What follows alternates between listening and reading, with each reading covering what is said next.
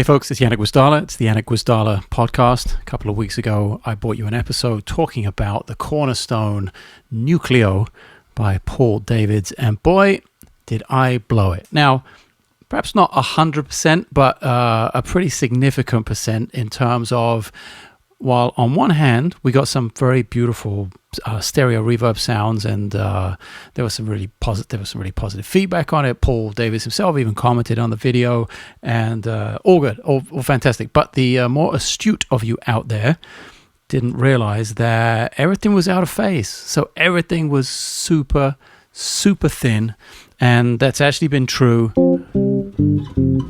for the last few videos. I'm going to try and rectify that this week. And I found some gremlins in the pedal board, as I think I mentioned maybe in the last episode. And then I found just the most boneheaded, doing it at the last minute mistake, and switched. Maybe I even have one right here to show you. Yeah, because I'm running in stereo on the board. I have some pedals that have a TRS stereo, either input or output, and that needs to be split to a true left and right. So these what are these EBS ICY30 cables? Very useful, but on them they say tip and ring. I don't know if you can see that. And I just switched them around. I got the left and the right mixed up. Not great. So that meant, I was so happy and excited to get this new pedal. And when I used it on its own, just plugged straight in without any of the pedal board there, before I built the pedal board to leave town this week, I was just in love with it. And I knew that was going to be my new reverb pedal. I knew it was going on the board, etc., etc. But once I built the board, I think it was at the HX Stomp. So some of these stereo things.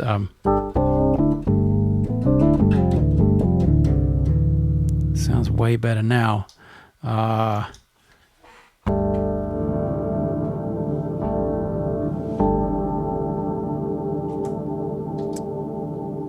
And there were other comments as well about, hey, am I the only person who wonders why Janek attached his pedals to the ceiling?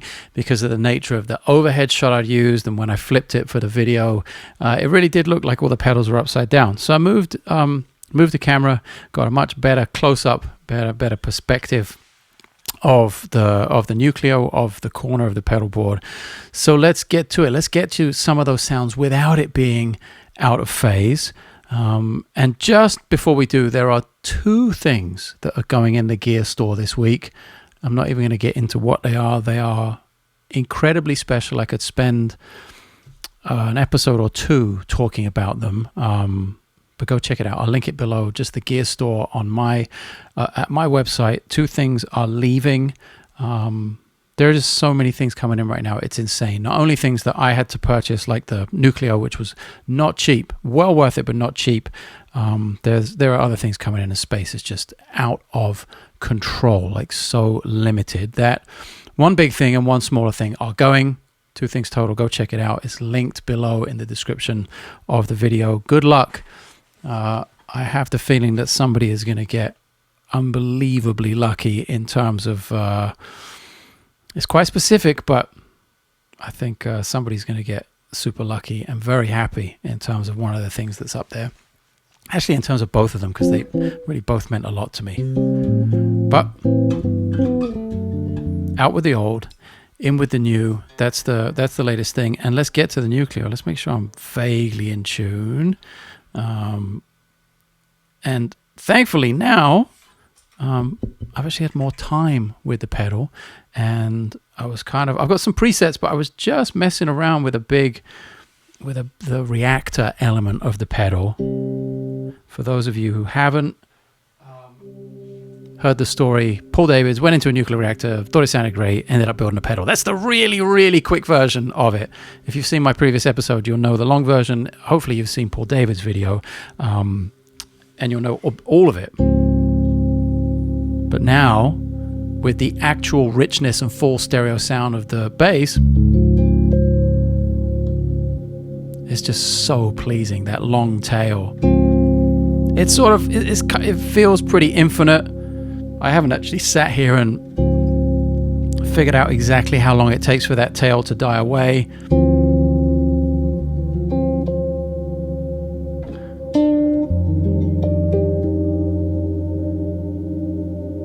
boy, is it pleasing. And we'll mess with some sounds today.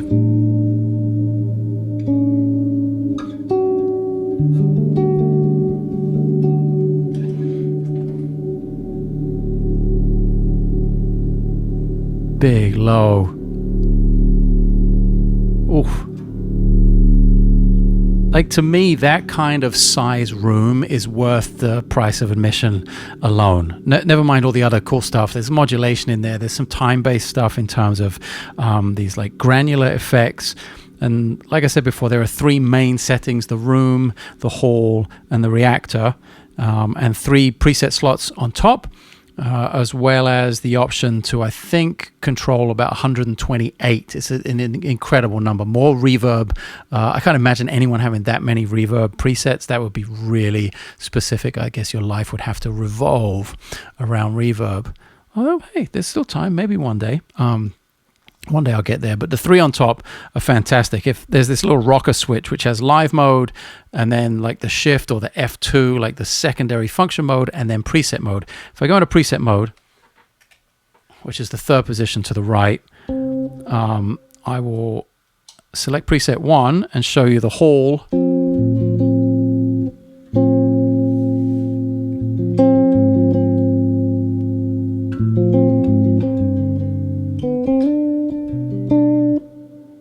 And it's pretty subtle. I kept that down there in terms of the mix.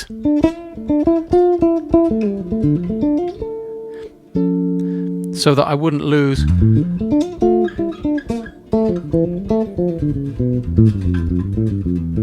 So that I wouldn't lose the integrity of the attack of the bass if I was going a solo, for instance. And I made the bigger one, the reactor, for when I'm doing things that are a little bit more large and blown out.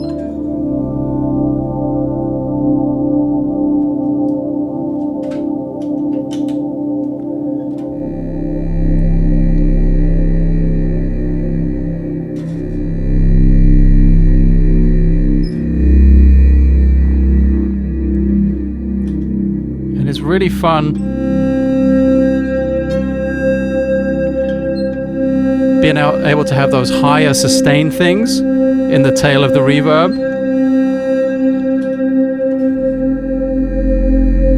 and then introduce other stuff underneath it. And of course, you do have the option on this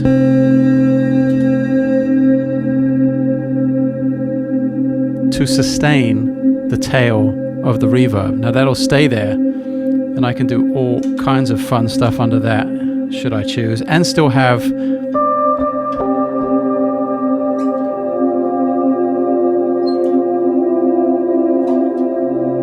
the reverb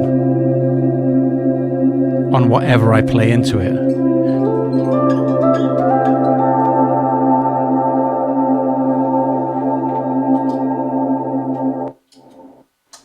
Now maybe if I did that a little more on the subtle side. I'm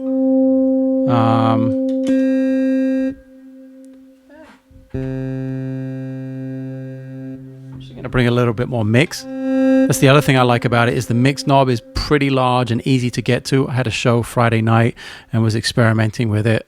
Always a bit of an unknown. You know, you're going into a gig that, yeah, I played with Vital Information, Steve Smith, for a long time, and I know that music, but when it comes to improvising and being in the moment and there's a new piece of gear in the lineup, that's always interesting. It's always interesting to see how that's going to work, how I'm going to react to it, how my instincts, how quickly I can change my instincts from previous pedals, you know, how quickly that happens in order to get where I want to go with this new thing.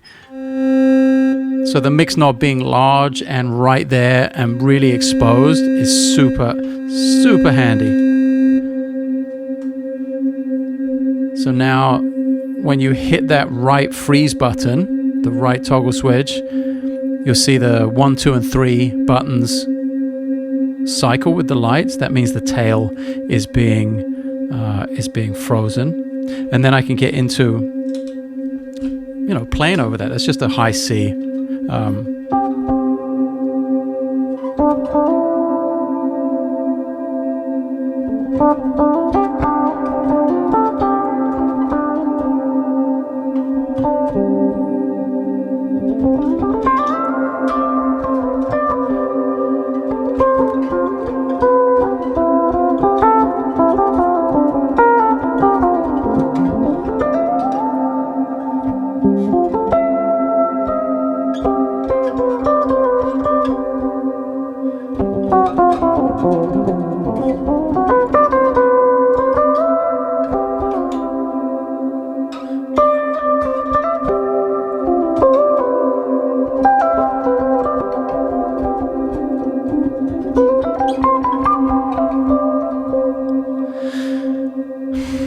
Okay, I so didn't want to talk about this, but I have to right in the moment. It is so crazy how this has affected how I do this when we're on the podcast. So brace yourself. Not a rant, but I guess an admission of guilt. And you'll hear me talk a lot, and will have heard me talk a lot if you watch any of my videos, especially if I talk about improvisation, if I talk about fluency of the language, whether that's bass lines or chords or solos or composition, anything to do with fluency and fluidity in what we do as musicians, regardless of the genre or the framework. You'll hear me talk a lot about the fact that I don't like to think about anything when I play. I'm not thinking about theory. Very importantly, I'm never thinking about theory. Chords, names of scales, which scales go with which chords, which melody note sounds good with which chord, which bass note I should play based on the chord that is happening around me in the band. And really, when it comes down to it, especially when improvising, and quite often we're improvising when we're playing bass lines.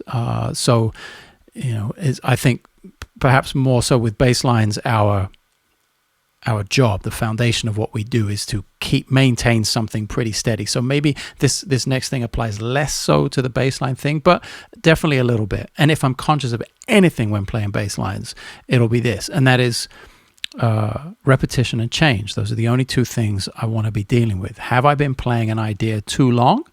Have I been repeating it too long? In which case, bing, bing, bing, bing, bing, change. It's time to change and create some interest, to have a little new development, rhythmic or melodic or harmonic in it, and give it the potential to move somewhere else, somewhere more interesting, somewhere that continues and upholds the story you're trying to tell.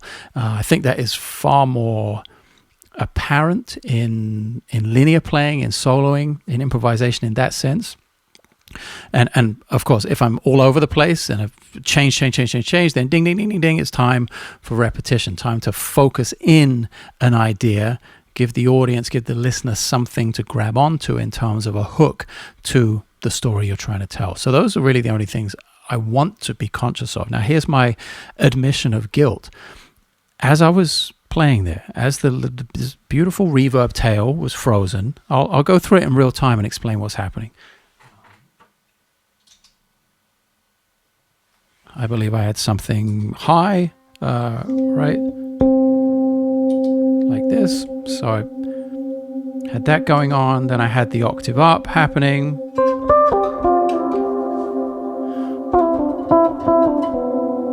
Now, oh man, it's kind of it's weird how emotional it is to say this as well, because I'm really, really upset with myself for doing this. So here's the thing. As I was playing,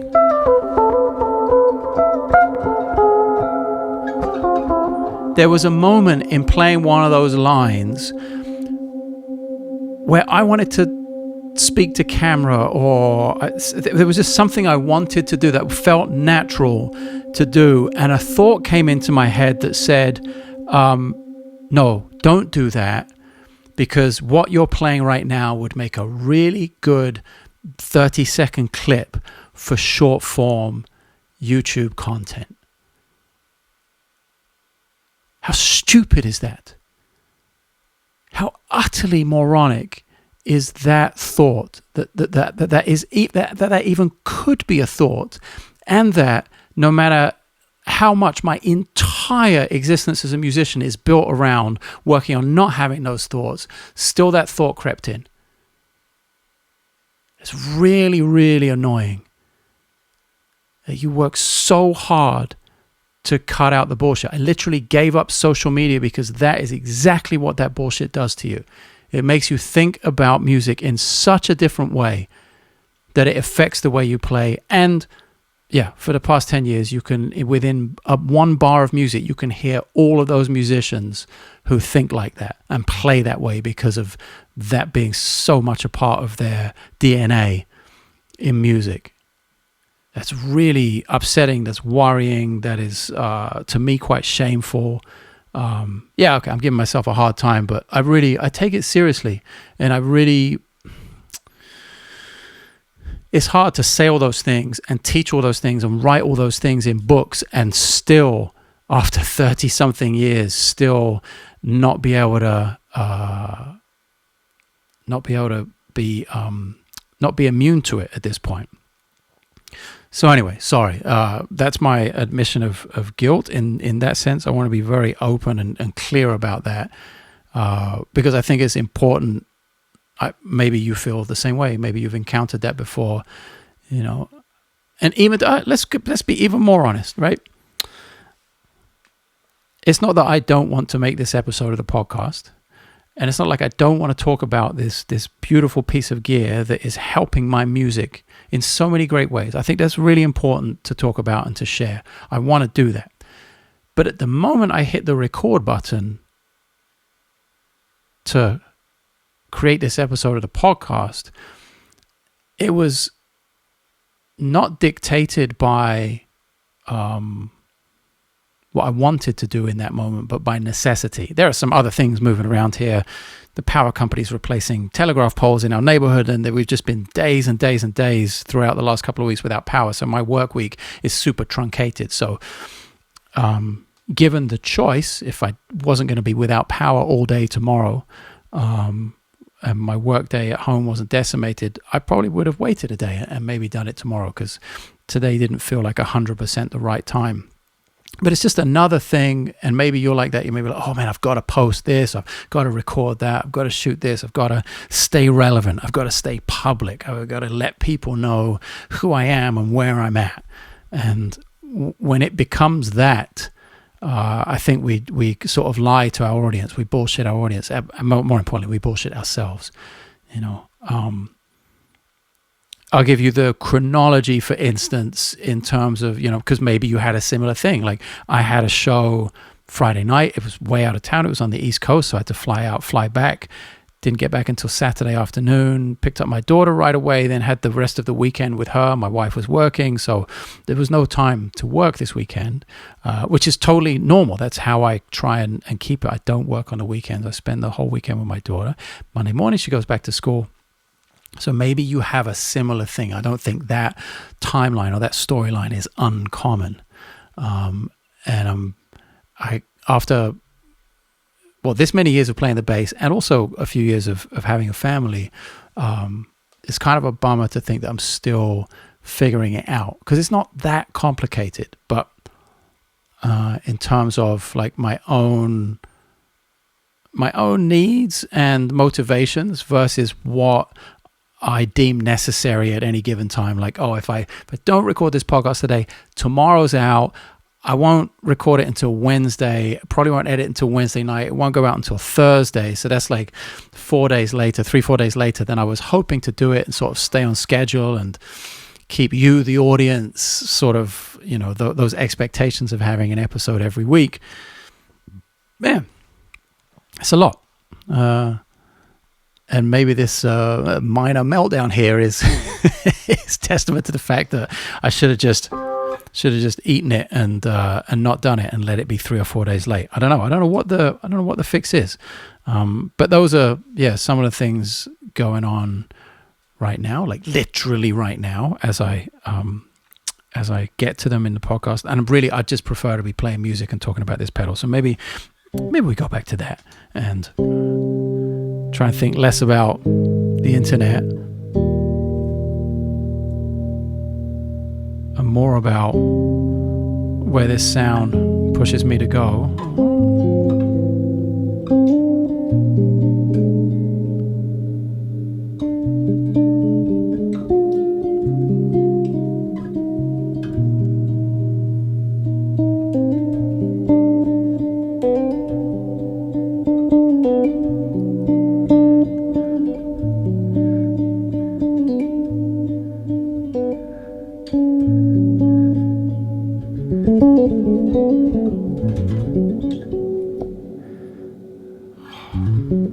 Okay, and there you go.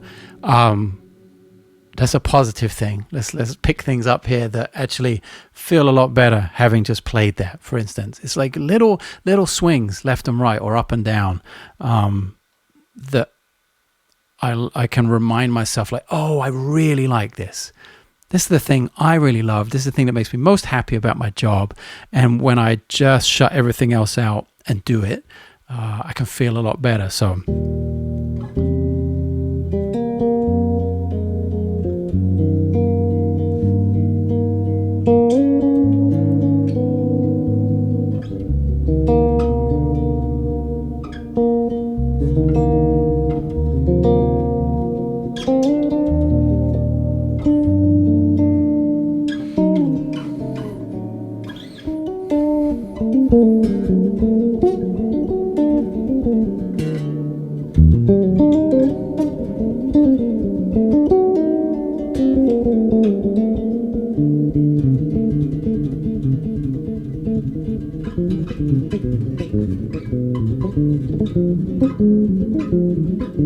Yeah.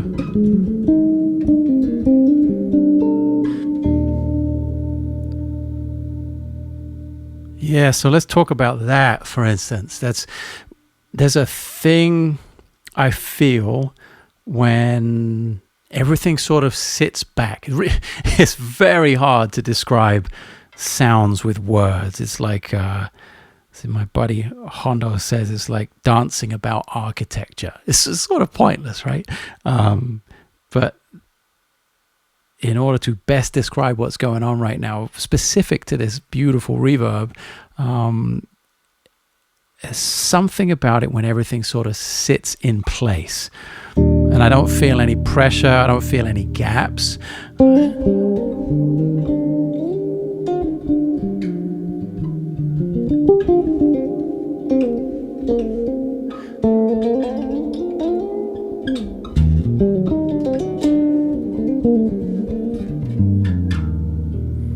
That often happens when you're using the right gear or something that's very inspiring, like the Nucleio.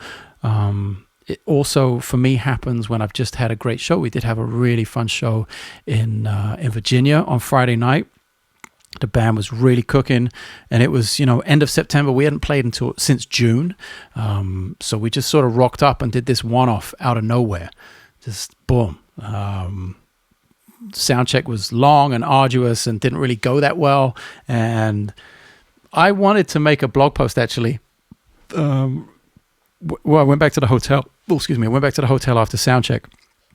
And I wanted to write on the to the newsletter in that moment, but also I know Steve reads my newsletter, so that wouldn't have been not that there's anything I wouldn't have said to his face, and actually that we discussed a little bit, I guess, in the dressing room, but it was probably the wrong time. Like if he had happened to read that before the show, that wouldn't have been great. But it's nothing I wouldn't share with him or publicly with everyone, and it was really about like getting back to the hotel, having had this kind of disastrous sound check where everything sounded like garbage. The monitors, I went through 4 monitors before they found one that wasn't blown.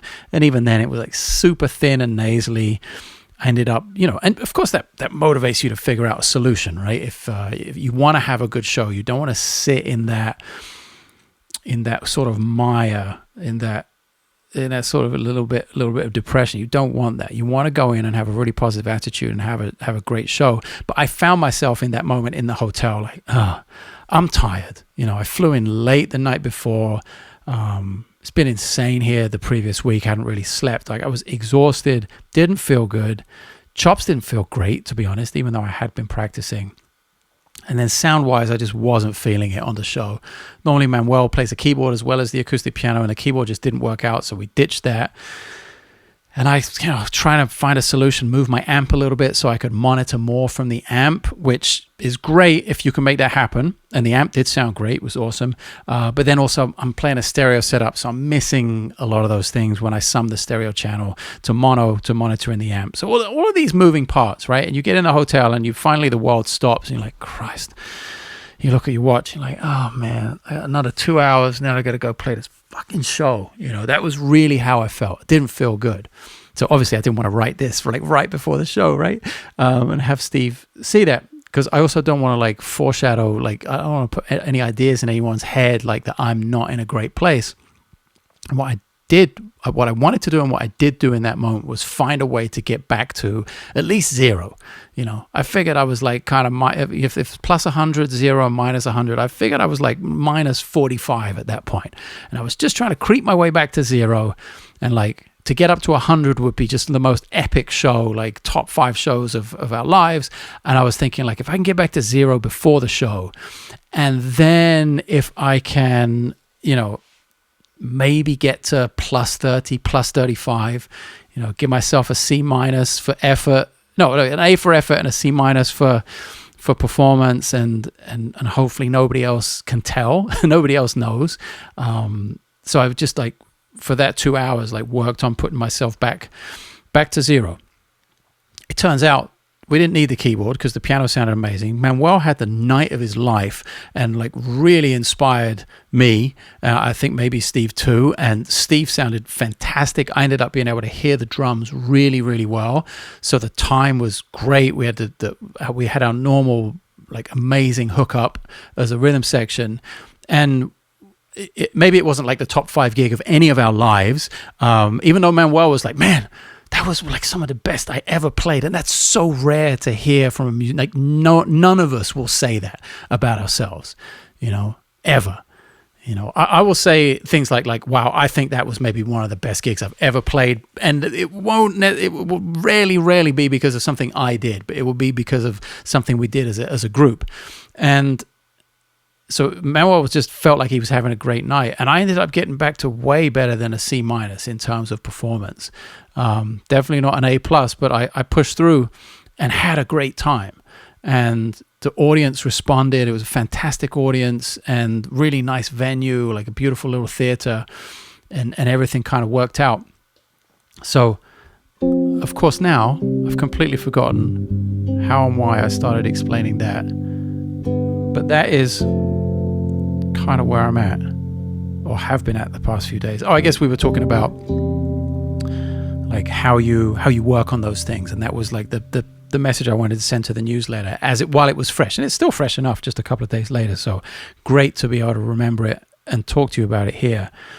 And I'm sure everyone watching who's ever played a gig has had some version of that, has had some version of self-doubt, or like, oh my God, I've got to go do this gig and I don't feel like it. I was just listening to an interview. Ramesh Ranganathan has a new podcast, I guess, and he had Michael Sheen on there, and Michael Sheen's doing some sort of play, I guess, in a theater, maybe in London. I didn't know much about the details, but Ramesh asked him, so what is it like? What's your day like when you're doing a show every night, almost every night of the week for a long run? And Michael Sheen said something along the lines of like, from the second I wake up, I'm thinking, oh my God, I've got to do this show tonight.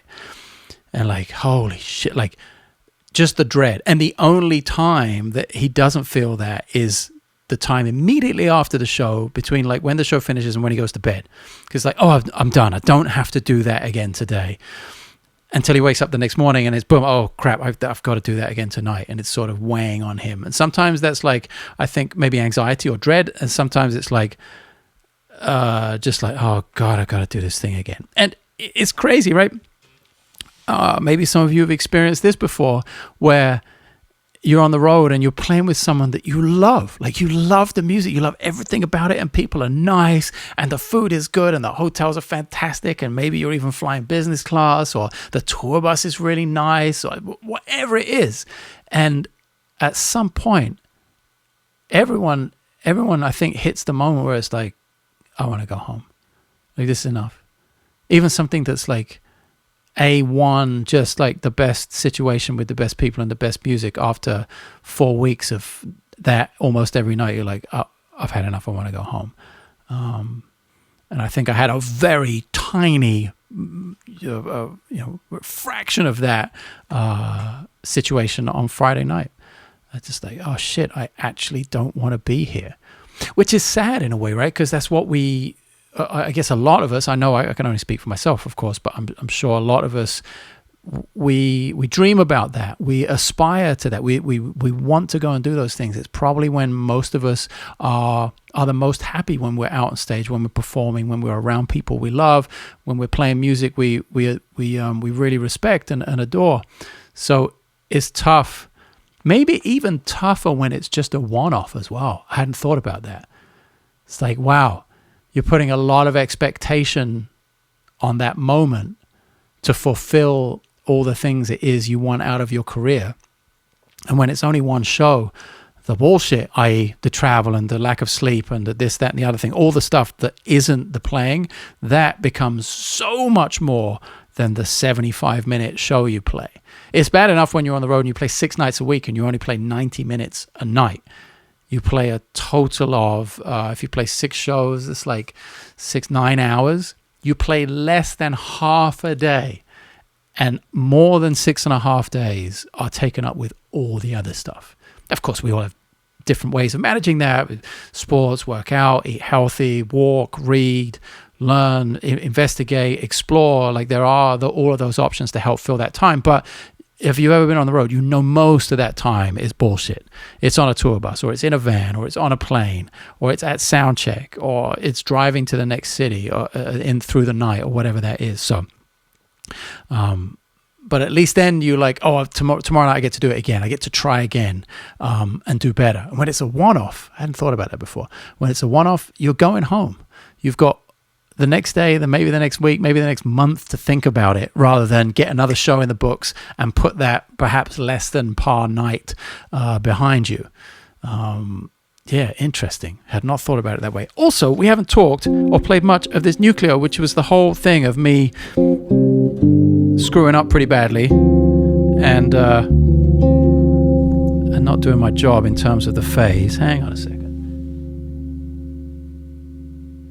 Maybe adjust my little preamp a little bit. I'm also experimenting with some other preamps as well. I have the MXR bass preamp off to the side here, and also the JHS 424, the Tascam thing. Thinking about maybe going with something a little smaller, not as big as the color box. For some reason, the color box seems to be just bulky enough that it dismounts even off the door lock.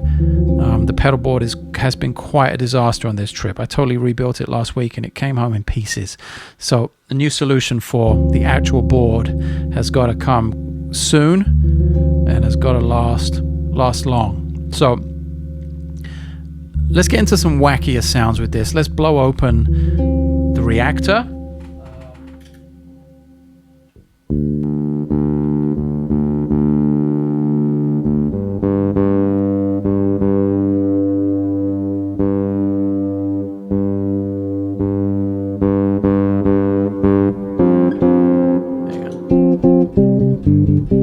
All right, the distortion is coming from the Nucleio. Ooh.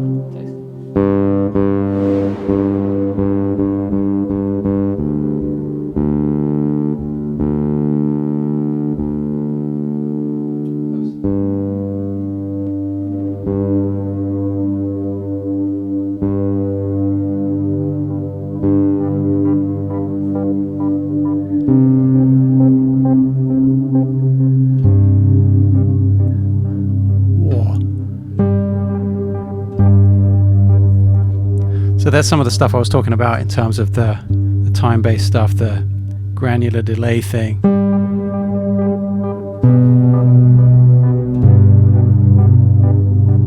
wonder if we get...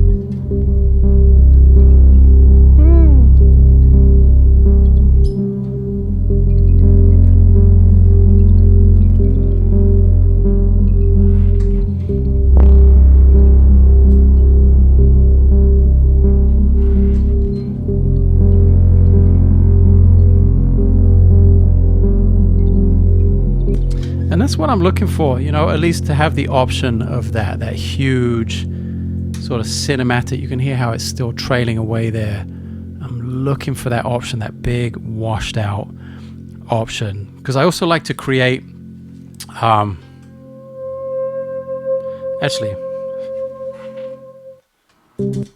let's do this. If you've seen the channel before, you've probably heard me create a loop of silence. Just grab a quick loop of some silence, and then get a really, really long reverb like the reactor here.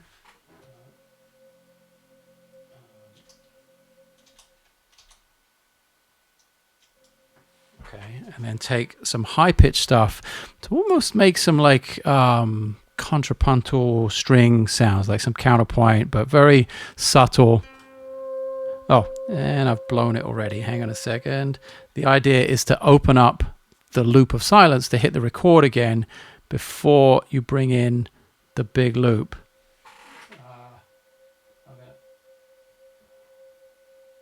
Just going to have that little bit of tail there, but...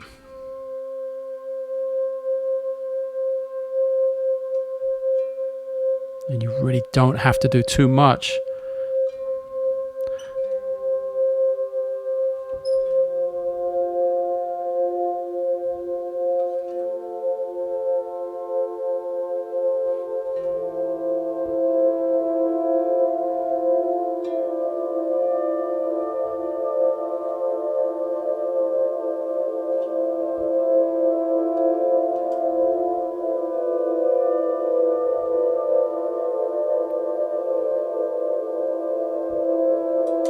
So that's pretty subtle.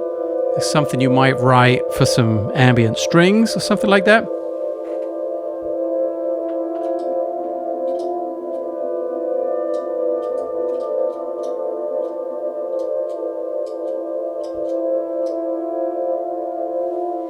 Then if I get into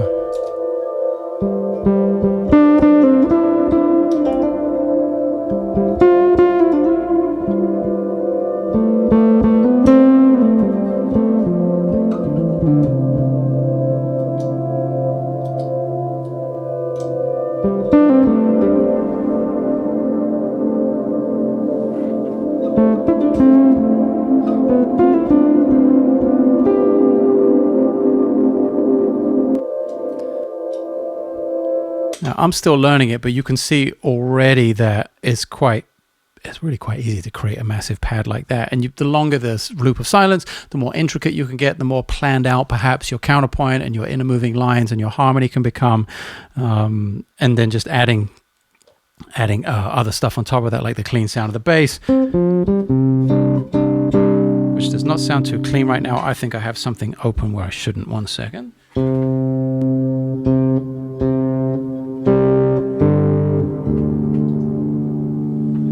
Back to the, where is it? Okay, no, pre-delay, diffusion, the tone maybe? Is that what it is?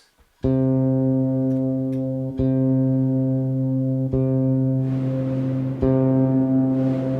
well, it's the pre-delay. I don't really want any pre-delay. And then pitch shift, granular density, don't want that.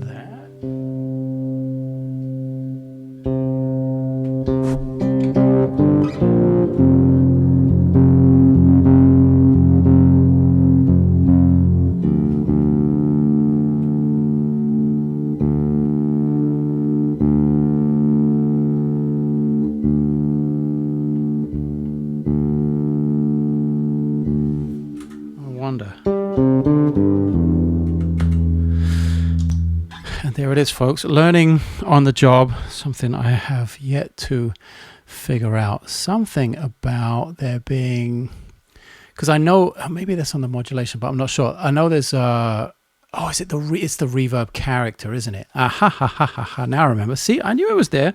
Yeah,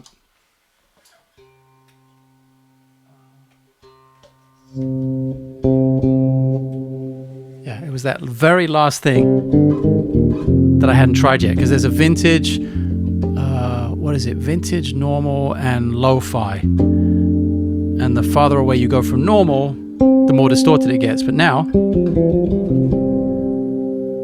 I'm totally there with without the distortion.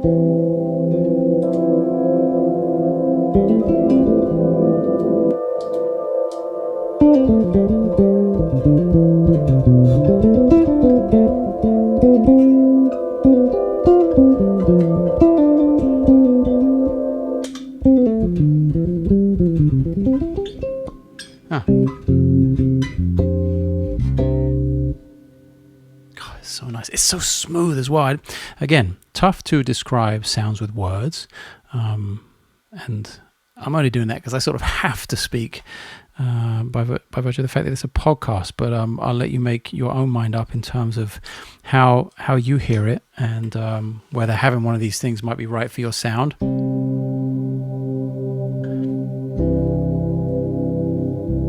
mean that.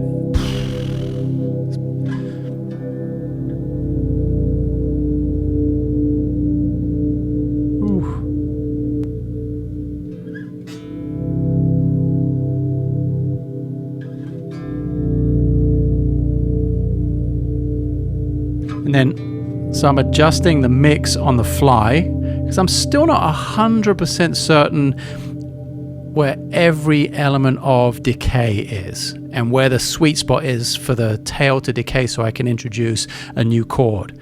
So that's still pretty long right there. So if I...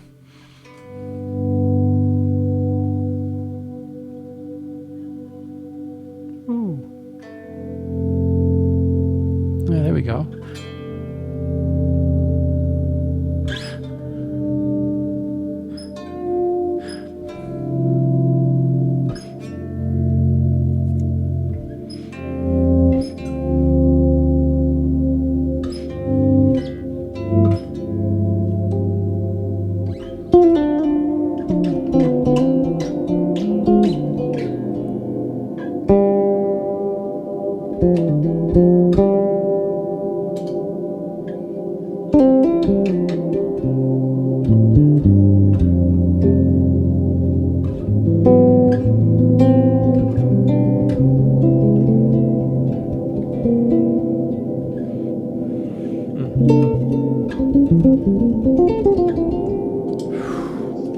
Long way to go, I think, if I'm being honest with myself. It's not like, oh, instant plug and play and get exactly what I want out of it. Of course, I want something that's maybe a little more on the extreme side with the ambient stuff I'm doing with the stereo setup. Is it something that you can plug in and just get a beautiful reverb out of course, yeah. And yeah, I didn't preface this video. I've said it so many times before on all of my videos, but it's not a commercial for Paul Davis, for Cornerstone, for the Nucleio. I would have paid full price from Cornerstone, but they sold out instantly. I managed to find one of the very first ones that went up on Reverb and got it used. So just because I wanted it in my life, from what I'd heard, I thought it was going to be what worked on my pedal board, and so far it really is. Like I said, still learning the controls, and like any new piece of gear that goes on the board that goes on the road, it's even tougher to have control of the parameters when you're in the moment of playing a gig. So it actually requires a lot of practice with the pedal at home and trying to put myself in different scenarios of, oh, I think I want a bit more modulation here. Where is that? Yeah, definitely more pre-delay in this room size. Where is that? How do I get to that second function, and which knob is it on? Like all of those things. And of course, the preset thing is fantastic. It's a great place to start, to have 3 presets and then be able to control the mix. So I'm I'm grateful, like I said before, for the fantastic amount of thought that went into the design and to the layering of all the functions. The UI is one of the best I've ever seen on a pedal. So with that said, hopefully you get a better idea this week of what this thing sounds like in stereo without my entire board being out of phase. And